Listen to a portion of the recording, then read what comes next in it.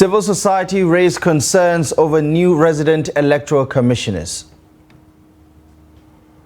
Court stops impeachment process on Governor Fubara. Accountant General gets ultimatum to provide details of COVID-19 spending. On the foreign scene, 195 killed, 120 missing in Israeli strikes on Jabalia. Hello there, good afternoon and welcome to Trust News Update. I'm Abdullahi Ahmed.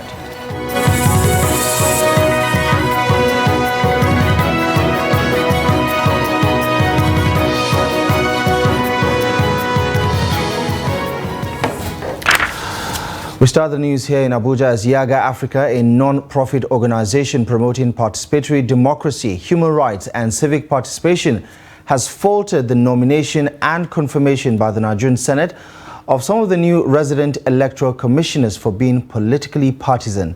The executive director, Yaga Africa, Samson Itodo, says the development will undermine the electoral process and principle of neutrality by the election umpire. Itodo says appointing partisan individuals as resident electoral commissioners shows a lack of commitment to free, fair, credible and transparent elections. He argues that some of the nominees confirmed by the Senate are partisan, adding that they did not meet the constitutional test of non-partisanship while citing Section 156 as well as paragraph 14 of the third schedule. Itodo says if Nigerian elections are to develop in quality, it must be seen to be conducted without biases from the electoral umpire. The Nigerian Senate had confirmed the appointment of 7 out of the 10 nominees appointed by President Bola Tinubu. The 3 other nominees were not present during Wednesday's screening and confirmation exercise at the Senate. To Rivers State now, where a state high court sitting in Isiokpo on Wednesday issued an interim order restraining the Rivers State House of Assembly from proceeding with the planned impeachment of Governor Sim Fubara. The court restrained the Speaker of the House, Martin Amoeule, the Deputy Speaker of the Rivers State House of Assembly, Dumle Mao, the Clerk of the House, and the State Chief Judge, Justice Simeon Chibuzo Amadi. Justice O. Ben White issued the restraining order after Fubara's lawyer, Damien Okoro, argued before him on an ex parte application. The judge, in his ruling, ordered that the parties in the case maintain the status quo pending the application of the motion on notice. The case has been adjourned to November 14, 2023 for the argument of the motion on notice. Now, the House of Representatives investigating the expenditure of 100 billion naira COVID-19 funds has issued an ultimatum to the Accountant General of the Federation to submit detailed report on the utilization of the funds released by the Buhari administration to ministries, departments and agencies between 2020 and 2022. Chairman, House Committee on Public Accounts, Bamidele Salami, issued the notice in Abuja while expressing dismay at the Accountant General of the Federation's non-compliance with the resolution of the committee to submit a report on October 27. While issuing the ultimatum, Representative Salami explains that the House had mandated the committee to investigate the expenditure incurred under the COVID-19 interventions. The Public Accounts Committee had sent a letter to the Accountant General asking for details of all releases pursuant to the provisions of the Appropriation Act as well as other interventions captured by the release from the Central Bank of Nigeria to different ministries, departments and agencies of government. Now, President Tinubu has again requested Senate approval for $7.8 billion and 100 million euros after an initial request to the National Assembly for approval of 2.18 trillion naira supplementary budget. The President's request is contained in a letter to the Nigerian Senate and read before plenary by the Nigerian Senate President, Godswill Akpabio, on Wednesday. In the letter, the President explains that the request is anchored on an approval given by President Muhammadu Buhari, or rather, under the President Muhammadu Buhari-led administration after a Federal Executive Council meeting on May 15, 2023.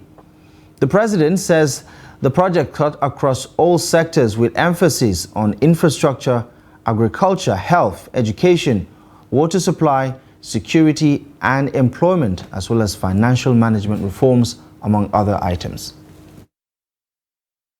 All sectors with specific emphasis on infrastructure, agriculture, health, education, water supply, growth, security and employment generation, as well as financial management reforms, amongst others.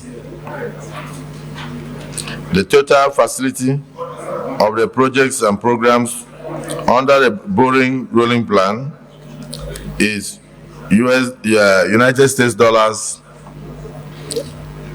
7,864,508,559 US dollars, and then euro 100 million euros respectively.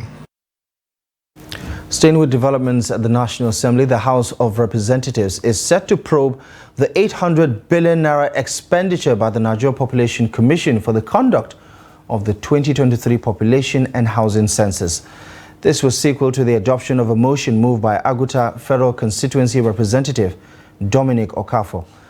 The motion sought to investigate the expenditure of the postponed 2023 population and housing census by the National Population Commission and the conduct of the National Population and Housing Census. The National Census, which was last conducted in Nigeria in 2006, was slated for May 3rd to May 7, 2023, but was postponed indefinitely by the Buhari administration. Elsewhere, President Bola Ahmed Tinubu has warned ministers and presidential aides who underperform that they will be shown the way out for failing to meet expectations. The president read the Riot Act on Wednesday at the opening of a 3-day retreat for ministers, presidential aides, permanent secretaries, and top government functionaries. At the commencement of the event, the president announced the setup of a results and delivery unit to track performance. Kehinde Amodu tells us more. Presidential retreats for incoming cabinet members are a matter of routine and a way to gain insight into how determined any administration is on performance. Right from the first salvo, it is clear that achieving results are a major priority for this administration, especially as ministers and presidential aides have to sign a performance bond. The bonds contain the ministerial deliverables alongside their key performance indicators, KPIs. Each of the KPIs contain the baseline data and targets for the next 4 years. Ministry performance will be assessed quarterly, beginning from the end of the first quarter of 2024. But the stakes are raised higher when the president outlines what he expects from the cabinet. 2 attributes are key to him: being intellectually inquisitive and being productive. If you are performing, nothing to fear. If you miss the objective, we review. If no performance, you leave us. No one is an island.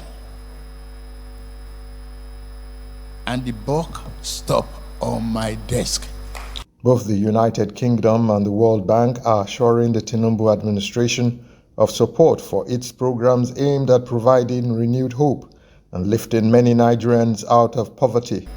I applaud the big and bold economic reforms that you are taking forward. I admire your leadership of ECOWAS, your strong voice on democracy, and your G20 international engagement, all of which have thrust Nigeria back onto the international stage. We're here to support your programs. We take your guidance from you. But even though we have the word bank in our names, I hope you will think of us as more than a bank. I mean, our real hope is that you will trust us and that we will be able to earn your trust, that we have something more to offer in the nature of solutions. President Tinubu is passionate about healthcare and education, which he says are key to touching the lives of as many Nigerians as possible. He has also resolved to transform the economy to work for citizens with the aim of taking 50 million people out of poverty. Achieving this, the president believes, starts with the foundations laid at this retreat. From State House, Abuja, Kehinde Amudu, Trust TV News. Now, commanders of a peacekeeping task force in Yache Ijegu community of Cross River State have arrested suspects in connection with the killing of a soldier during last weekend's communal clash between Yache and thieves from Benue State. The attack reportedly claimed 20 lives from both sides, and a number of houses were set ablaze. Reports indicate that some of the arrested suspects include those receiving treatment for gunshot injuries at the hospital. The management of Obafemi Awolowo University, Ile-Ife, is going to meet with officials of the Economic and Financial Crimes Commission following the arrest of 69 suspected internet fraudsters, many of whom are students of the university. 58 of the students were later released late Wednesday. Officials of the EFCC in a midnight raid stormed hostels outside the OAU campus, including Fine Touch and Superb hostels in the Odudua estate, Ile-Ife, broke into rooms and arrested some of the students. The Students' Union president said on Wednesday morning that the union had details of 72 students picked up from the hostels with phones and cars being taken away. The president demanded the release of the students while condemning the approach of the arrest by the EFCC. Well, staying with that story, the chairman of the Economic and Financial Crimes Commission, Ola Olukoyede, has ordered the discontinuation of night sting operations across all EFCC commands. Olukoyede gave the directive in Abuja on Wednesday in reaction to the arrest of 69 suspected internet fraudsters in Ile-Ife, Ogun State, by operatives of the Ibadan Zonal Command of the EFCC. The spokesperson for the anti-graft agency, Dele Oyewale, made the announcement in a statement released to journalists. According to the EFCC, many of the suspects duly profiled by the command have been released, while profiling of suspects yet unreleased will be completed without further delay. Well, you're watching the news update on Trust TV. Coming up ahead, we tell you the story of why Nigerians are lamenting the difficulty involved in NIN registration. More on this and many other stories after the break. Are you interested in the latest news and developments in Nigerian politics, policy, governance and other critical national issues? Look no further than Daily Politics on Trust TV. Our panel of experts and key people in government provide in-depth analysis and commentary on the biggest stories in Nigerian politics. And 33.3 million Nigerians are suffering from multidimensional poverty. It's a much calmer Buhari than the Buhari who was in the khaki uniform. Naira to Naira X rate is higher anywhere in the world. The Naira is higher than dollar exchange rate. So you want to please, central bank governor, you're doing, you must do it fast. Number of casualties we have had, we shouldn't have had. Security, as far as Nigeria is concerned, we have wronged. From the inner workings of government to the latest on legislation, rule of law, implementation and democracy, we have you covered. Don't miss out on the latest political news and discussion. Tune in to Daily Politics, weekdays on Trust TV, your source for reliable and unbiased coverage of Nigerian politics. Hello and welcome to Creative Lounge on Trust TV. My name is Ahmed Mohammed Bello and I'm going to be taking you through my journey as an artist.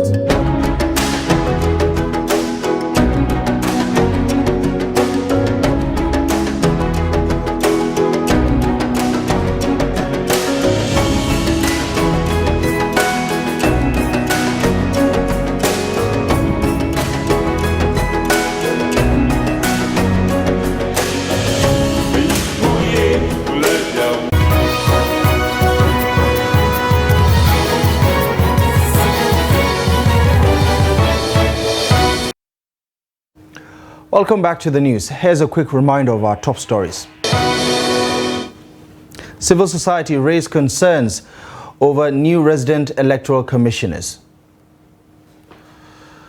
Rivers High Court stops impeachment process on Governor Sim Fubara. Now, dates are popular fruits, especially in northern Nigeria, with a huge demand all year round. The recent shortages being experienced by marketers of the commodity is causing a major disruption due to the supply shortfall occasioned by the Nigeria-Niger border closure. Now, this development is negatively impacting the businesses of marketers in Babaldu of Birnin Kudu local government area of Jigawa State, as Adamu Imam reports. Babaldu is a popular destination for dates of different varieties along Bauchi and Jigawa State. Selling dates has become the main occupation of most people in the area. The fruit is popular for its taste, nutritional, medicinal, and religious value, making it a higher marketable commodity. Over the years, dealers of the commodity like Alhaji Adamu make bank selling dates, but now the tides have changed and the market is gradually shrinking. If the border remains closed, people will continue to suffer. This dates business, I testify that the whole of Nigeria, there is no place like Babaldu and Shuarin in Jigawa. We all import them from Niger. Now you can see there are no different types of dates, unlike before. Look, our tables are empty. There are just few dates. It wasn't like this before. People come from Lagos to patronize us here. As the economic principle states, the higher the demand, the higher the price, especially when there is a shortage in supply, and marketers are now lamenting the unusual disruption which has been linked to the closure of the borders between Nigeria and Niger Republic. I was told that no place like Babaldo in regards to the dates business. I travel all the way from far distance to buy dates, but the price has changed drastically. Last year we bought at 2,100 naira only, but now it's around 4,000 naira. We expect to gain, and dates business is flourishing. We still manage to make sales at the end, but honestly, not like before. We used to buy a major at 700 naira before, but now it is close to 5,000 naira. I don't know what is happening. They should open our borders. If the borders were open again, the economic direction of this country will change for the better. Since the military took over in Niger, poor people have been feeling the heat. Government should wake up and do something. For these marketers, the economic sanctions imposed by ECOWAS are suffocating their businesses as they call of the government to rethink the cost of the embargo. For now, they can only hope that things will get better in the future as they struggle to put food on the table. Adam Imam, Trust TV News, Jigawa. Now, despite the federal government's commitment to fast-tracking a seamless process for acquiring national identification number, applicants wait in agony due to operational challenges. Now, the NIN has become central to documentation processes in Nigeria, with various applications requiring citizens to provide the number for data management. So why are these technical challenges persisting? Trust TV finds out in this report. On paper, the process is designed to be seamless and time-effective, but the reality is different. Registering for NIN has become difficult and time-consuming. Despite years of operational experience, the National Identity Management Commission is still struggling to provide a smooth process that guarantees efficiency without the usual hassle. Sharifat Abbas Tayo is an SS3 student who needs her NIN to register for the upcoming WAEC examination. She has so far missed 3 days of school, visiting the Kubwa Center for the registration without much progress. Since I've been here since last week, it's either they say network or we came late or the people here are rude. And anytime we be here, we come by maybe 6 o'clock to ask us to go 2 o'clock when we didn't even do anything. Network is always the problem and we just don't know what to do. I've been here since last 2 weeks. Like, the whole situation is just getting tiring and boring. And I need the name for my WAEC, and the registration is fast approaching and it's almost ending. So I just think that the government should just try and make things easier for us, because it's just frustrating. So some of us have been here since last week, even yesterday, they couldn't even attend to us. In explaining the challenges responsible for the delay, the Commission staff who spoke off camera say the difficulty is related to network challenges linked to the database, which hinders the smooth processes. Other applicants at the Kubwa Center lamented the inability of the Commission to overcome the challenges and guarantee a speedy and effective registration. These 3 days now, I've been staying here since Monday. Every time they will tell me come on early in the morning and write my name. And if I come and write my name, at the end of the day, they will tell you network is not around. So I've listened a lot. I don't know what to do, and they say the system is down. There's no network.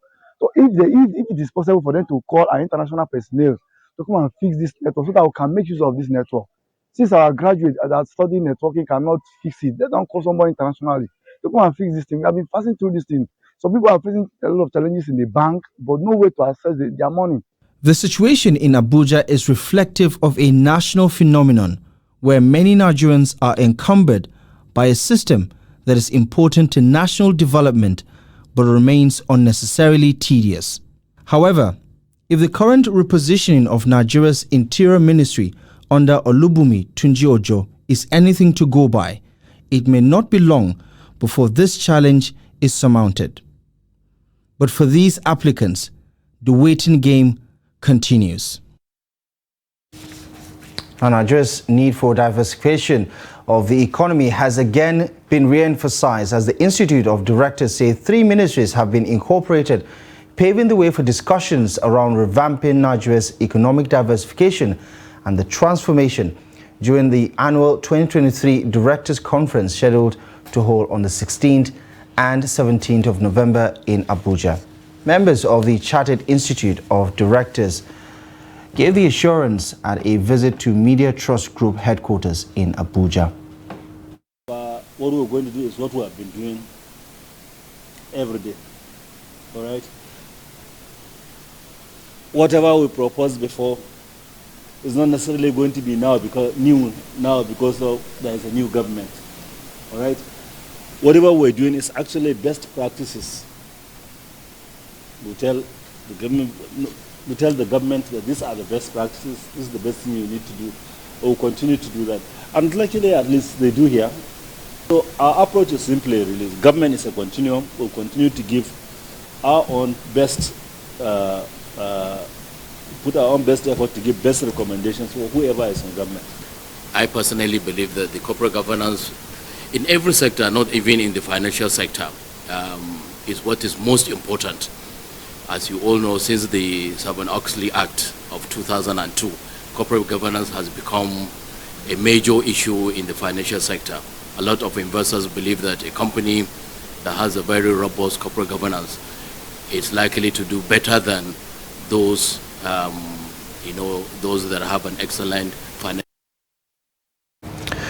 Turning to international developments now, Gaza officials say 195 have been killed and 120 Palestinians remain missing in Israel's bombing of Jabalia refugee camp, which the UN says may be disproportionate attacks that could amount to war crimes.